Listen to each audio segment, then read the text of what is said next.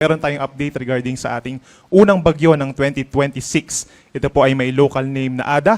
Ang Ada po ay Filipino term na ang ibig sabihin po ay diwata at ito po yung unang beses na gagamitin ng Pag-asa ang pangalan po na Ada.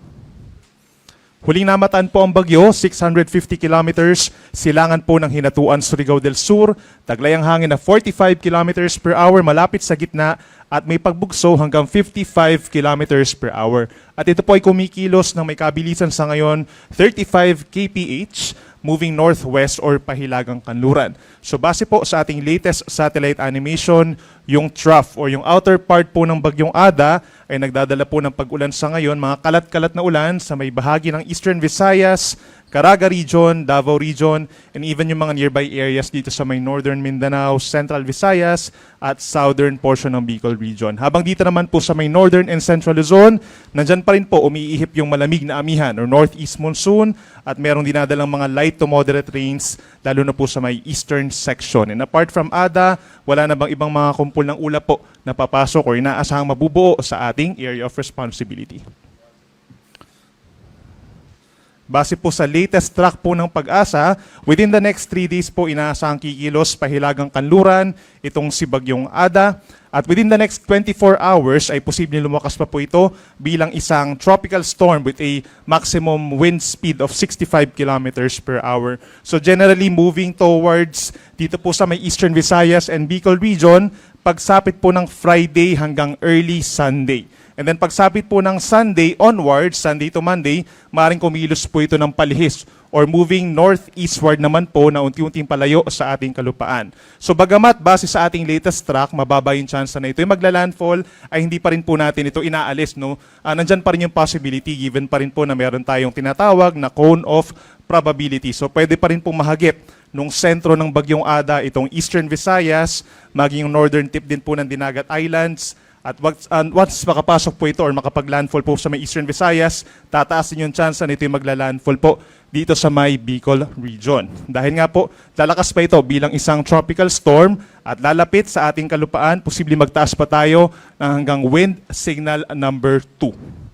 Base naman dun sa lawak ng bagyo, yung maximum radius po niya mula dun sa kanyang sentro is 500 kilometers. Pero kung mapapansin din po natin sa ating latest track, yung hilagang bahagi ng bagyo, yung mayroong maximum na radius.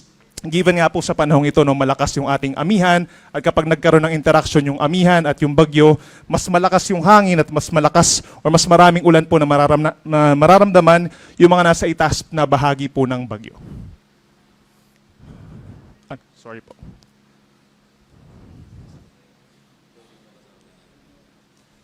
So please take note din po no, sa darating po na late Friday hanggang sa araw po ng Sabado, yun yung time kung saan pinakamalapit or maaaring mag-landfall po ang Bagyong Ada dito po sa may bahagi ng Samar Island or sa Catanduanes. And take note na rin po, dahil nga po malawak yung itaas na bahagi ng bagyo, once na nandito sa may Eastern Visayas, maraming lugar po dito sa may Kabikulan, sa may southern portion of Quezon na magkakaroon din po ng malalakas at matinding mga pag-ulan at hangin. Sa ngayon po nakataas ng wind signal number 1 sa 6 na lugar dito po sa may eastern side ng ating bansa. Sa Northern Samar, signal number 1, gayon din ang Samar, Eastern Samar, Dinagat Islands, Surigao del Norte, kabilang na po ang Siargao, and Bukas Grande Islands at saka po ang Surigao del Sur. So the moment po na magtaas tayo ng wind signal number 1, meron po tayong 36 hours or isa't kalahating araw po bago maramdaman yung ating malalakas po ng mga hangin doon. No? So binibigyan po natin sila ng preparation time po para paghandaan yung mga bubog-subugsong hangin dulot ng Bagyong Ada. So ina-expect pa rin natin na magkakaroon yung mga kalapit pa na lugar ng wind signals number 1 at saka po hanggang number 2 the moment na lumakas pa itong si Bagyong Ada into a tropical storm.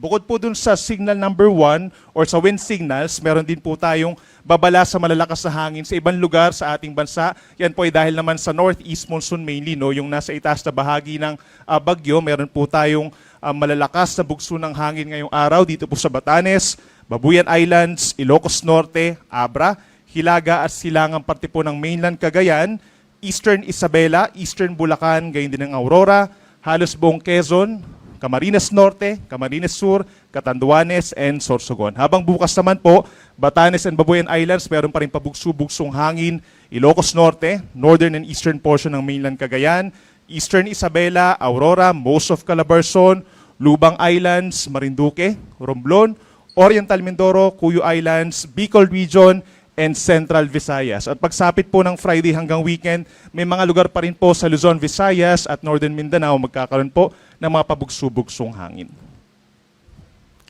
Pagdating naman po sa mga pag-ulan, within 24 hours, nandiyan na po yung banta ng mga pagbaha dun sa eastern sides, yung pinakamalapit po sa Bagyo. Yan po ay epekto na nga nitong si Bagyong Ada, Eastern Samar, Dinagat Island, Surigao del Norte, and Surigao del Sur. 50 to 100 millimeters po ang dami ng ulan simula ngayong tanghali hanggang bukas ng tanghali. Equivalent po yan sa mga pag-ulan na nagkukos ng mga pagbaha doon po sa mga low-lying areas. Possible din po yung pag-apong ng mga kailugan natin doon at yung pagguho ng lupa sa mga mountainous areas. Ngayong araw din po, aasahan po yung mga kalat-kalat na ulan at mga thunderstorms dito pa sa Northern Mindanao, Davao Region, rest of Eastern Visayas, at natitirang bahagi po ng Caraga Region.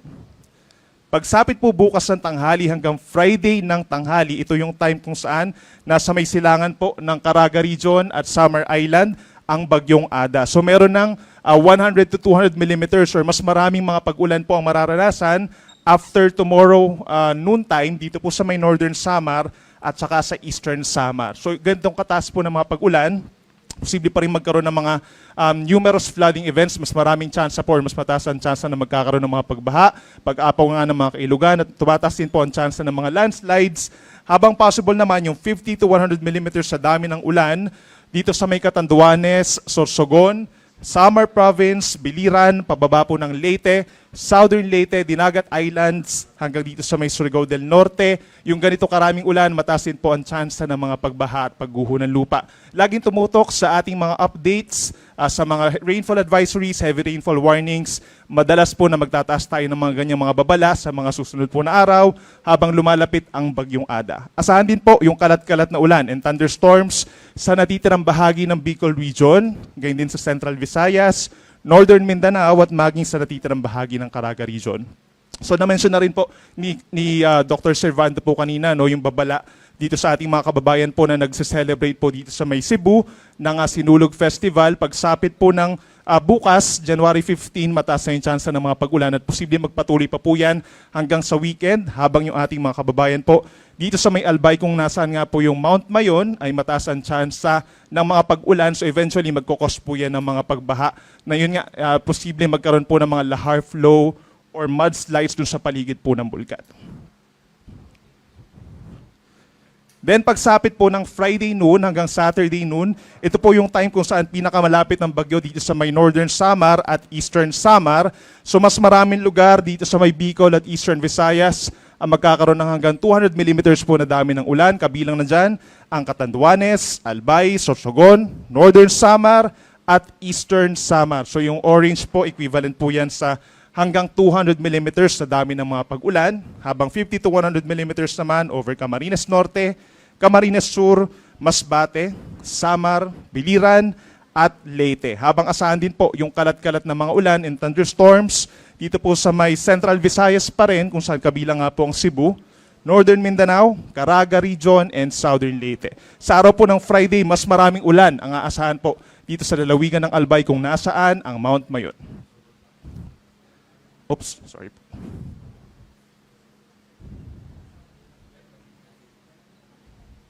Pagdating naman po sa gale warning, so far wala pa naman tayong gale warning, no? Pero na-expect po natin, the moment na lumapit kasi ang Bagyong Ada, maaaring magkaroon po tayo ng babala na matataas sa mga alon dito sa may Caraga at baybayin po ng Eastern Visayas within the next 24 to 48 hours. So lagi po tayong tumutok.